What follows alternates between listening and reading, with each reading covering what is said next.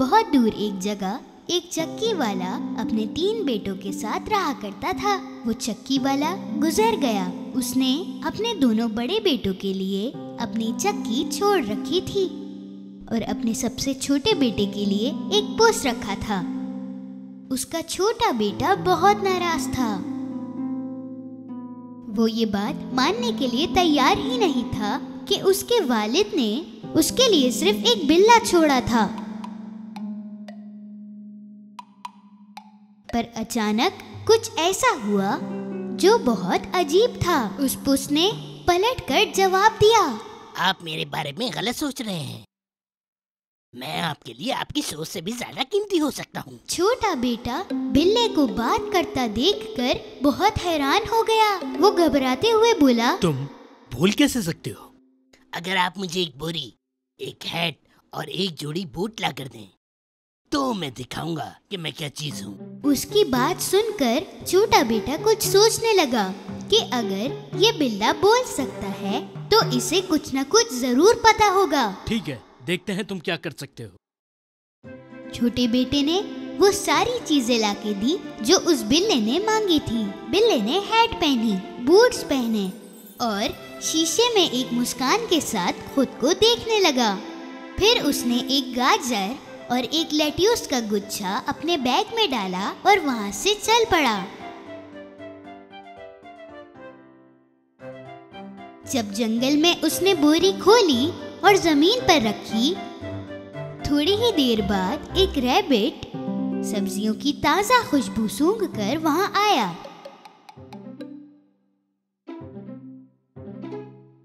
Lettuce और गाजर खाने के लिए वो उस बोरी में घुस गया। बिल्ले ने कूदकर बोरी को उठाया और बनी रैबिट को फंसाकर उस बोरी को रस्सी से बांध दिया। उस रैबिट को अपने मालिक के पास ले जाने के बजाय बिल्ला उसे बादशाह के महल ले गया और पहरेदारों से कहा कि मुझे बादशाह से मिलना है।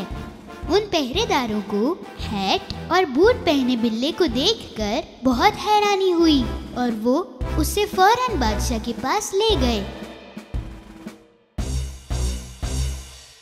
हुजूर, मैं आपके लिए कैरबा के बादशाह की तरफ से तोहफा लाया हूँ। मेरे मालिक, कैरबा के बादशाह ने ये रैबिट आपके लिए ही तो पकड़ा है।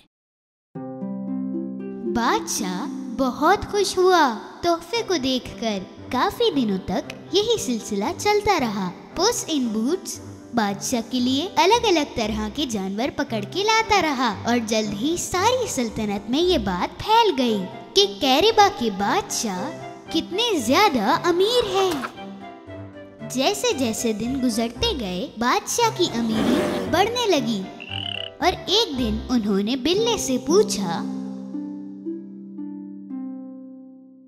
क्या तुम्हारे मालिक जवान हैं?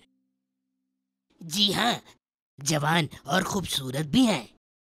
क्या वो अमीर हैं? बहुत ज्यादा अमीर हुजूर, और वो अपने महल में आपकी आमद के लिए बहुत मुंतजर हैं।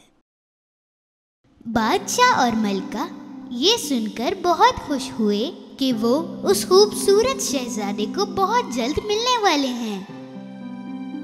अगर ये जो कह रहा है वो सच है तो मुझे लगता है कि हमें हमारी बेटी के लिए खूबसूरत शहजादा मिल गया है। कुछ दिन बाद बिल्ले ने ये पता किया कि बादशाह और मलका महल से कहीं बाहर जा रहे थे। मैं इसी दिन के इंतजार में था। बिल्ला दौड़कर अपने मालिक के पास जा पहुंचा। मालिक, हमें जल्दी से नदी की तरफ जाना होगा, जल्दी। छोटे बेटे को कुछ समझ नहीं आया कि क्या हो रहा है, पर उसने वही किया जो उसे पुस ने करने का कहा। पर हम यहाँ क्यों आए हैं? तैरने मालिक। तैरने? लेकिन मुझे तैरना नहीं आता। अच्छा है कि नहीं आता। अपने कपड़े उतारिए और नदी में कूद जाइए मालिक। यकीन कीजिए, मैं आपको धोखा नहीं दूंगा। छोटे बेटे ने जैसा पुस ने कहा वैसा ही किया और वो नदी में जाके कूद गया। पुस ने अपने मालिक के कपड़े झाड़ियों में छुपा दिए। जब बादशाह की सवारी नदी के किनारे से गुजरी, वो बिल्ला दौड़ते हुए उनके पास पहुंचा। मदद कीजिए, मदद कीजिए, मेरे मालिक नहर में डूब रहे हैं। बादशाह ने फौरन से अपने सिपाहियों को नदी में जाने का हुक्म दिया। जब सिपाही पुस के मालिक को बचा रहे थे, तब उसने बादशाह को सारी कहानी बताई। बादशाह ने अपने करीब खड़े एक सिपाही को हुक्म दिया, हमारे पास जो सबसे अच्छे कपड़े हैं वो शहजादे के लिए लाए जाएं। नए कपड़े पहनकर पुस का मालिक सच में एक शहजादा दिखने लगा। जब शहजादा बादशाह की सवारी की तरफ बढ़ने लगा तो बादशाह की बेटी और मलका उसे देखते ही रह गए। शहजादा बादशाह की तरफ आया और झुककर उन्हें आदाब कहा। आपका खादिम आपको आदाब करता है। मेरे मालिक, कैरबा की शहजादे के लिए बहुत अच्छी बात है। क्या आपको अपने महल ले जाकर आपकी खातिर तवज्जो करें? मैं जाकर तैयारी करता हूँ। पुस दौड़ता हुआ चला गया। छोटे बेटे को ये समझ नहीं आया कि क्यों उसे कैरबा का शहजादा कहा जा रहा है, पर फिर उसने सोचा कि ये पुस की ही कोई तरकीब होगी और वो चुप रहा। शहजादी को उस शहजादे को देखकर पहली दफा में ही प्यार हो गया। पुस एक महल की तरफ दौड़ते हुए जा रहा था जो एक जालिम बादशाह का महल था। रास्ते में पुस ने किसानों को चिल्लाते हुए कहा, बादशाह सलामत आ रहे हैं।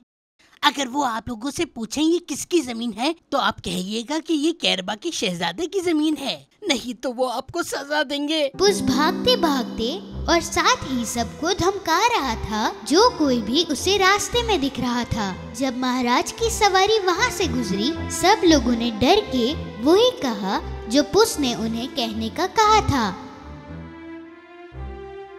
बादशाह को हैरानी हुई कि शहजादे की इतनी सारी जमीन है और वो बहुत खुश हुए। थोड़ी ही देर में पुस उस राक्षस के महल में पहुंचा और उसने दरवाजा खटखटाया।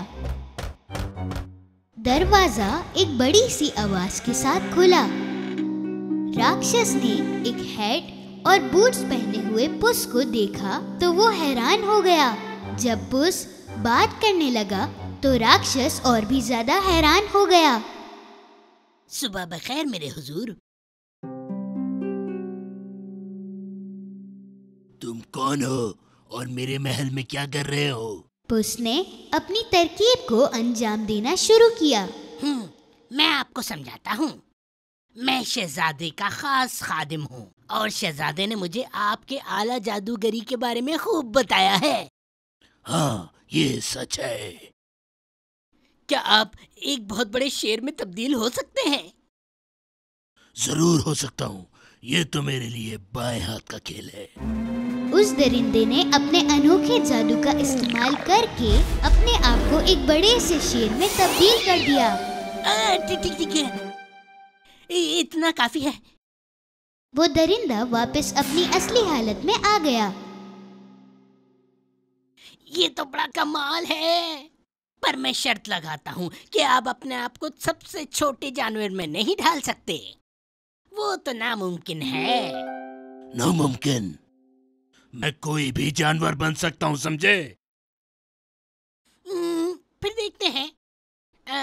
क्या आप चूहा बन सकते हैं? दरिंदा इतनी जोर जोर से हंसने लगा कि पुस एक जगह पे खड़ा ही नहीं रह पा रहा था। और फिर उस दरिंदे ने अपने अनोखे जादू का इस्तेमाल करके वो एक चूहे में तब्दील हो गया। दरिंदा जैसे ही चूहा बना, पुस ने उसे पकड़ा और वो उसे निगल गया और दरिंदे से छुटकारा पाया। थोड़ी ही देर बाद बादशाह की सवारी उस महल तक आ पहुंची। पुस ने भागते भागते उनका खैर मकदम किया। मेरे हुजूर, मेरे मालिक, आपको कैरबा के शहजादे के महल में खुशामदीद कहता हूँ। अंदर आ जाइए। बादशाह, मलका, शहजादा और शहजादी महल को बहुत ही अजीब और गरीब नजरों से देखने लगे। महल के अंदर जाते वक्त मलका ने शहजादे से ये सवाल किया, मेरे प्यारे शहजादे, क्या आपकी शादी हो चुकी है? जी नहीं मलका, लेकिन अगर आप इजाजत दें तो मैं आपकी बेटी से शादी करना चाहता हूँ। उस महल में एक तवील दावत का इंतजाम किया गया था।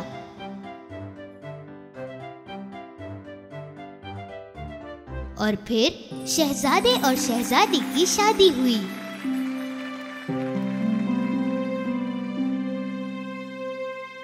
देखा मालिक, मैंने कहा था ना मैं बड़े काम की चीज हूँ। उस दिन से पुस इन बूट्स अपने मालिक का सबसे ज्यादा वफादार खादिम बन गया और वो सारे उस महल में खुशी से रहने लगे।